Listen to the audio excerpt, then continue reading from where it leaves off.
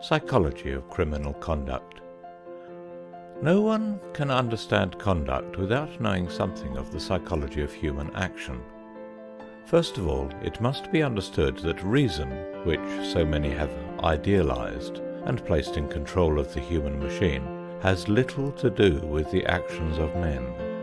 It is a common habit with most men to find fault with and bewail the fact that human beings do not act from reason.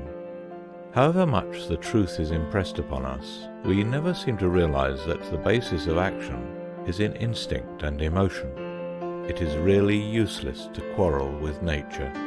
Whether it would have been better to have made man some other way is not worth discussing. He has been evolved in a certain way, and we must take him as he is. Our impatience with the method that nature has provided for influencing human conduct is largely due to our idea of the meaning of life.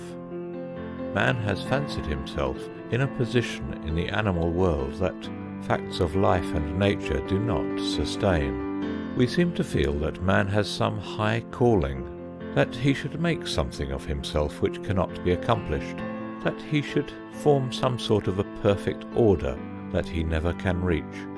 In short, that man has a purpose and a mission. It is manifest that all we know is but a mite compared with the unknown, and it may be that sometime a purpose will be revealed of which man never dreamed. Still, from all that we can see and understand, nature has but one desire, and that is the preservation and perpetuation of life. This is its purpose, or rather its strongest urge, not only with men but with all animal life. Sometimes, to create one fish, 1,000,000 eggs are spawned. Nature is profligate both in spawning life and compassing its destruction. In the human species, the capacity for life is immeasurably beyond its fruition. A large portion of those who are born die an early death, and that human life shall not be extinct, nature plants the life-giving desire deep in the constitution of man. The creation of life comes from an instinct so profound and absorbing that it carries a train of evils in its wake. Many are overweighed by the sex instinct to their positive harm.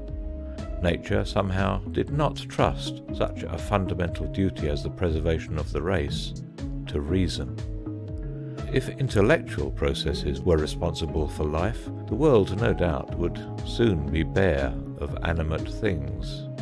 Neither could the care of the young be trusted to anything but the deep-seated instinct that causes the mother to forget her own life in the preservation of the life of her child. The functions of body on which life is founded do not depend upon reason. The heart begins to beat before birth. It continues to beat until the end of life. The reason has nothing to do with the heart performing its function. Man goes to sleep at night, confident that it will still be beating in the morning. The blood circulates in the veins, independent of the thoughts of man. The digestive processes go on, whether he sleeps or is awake. Many of his muscles never rest from birth to death. Life could not be preserved through the intellectual processes. Human action is governed largely by instinct and emotion. These instincts and emotions are incident to every living machine and are the motor forces that impel the organism. They do not think, they act, and act at once. All the mind can do is to place some restraint on such instincts and emotions through experience, education, and settled habits. If the actions are never inhibited, the machine will tear itself to pieces. If too easily inhibited, it will do no work. It is manifest that the perfect machine does not exist.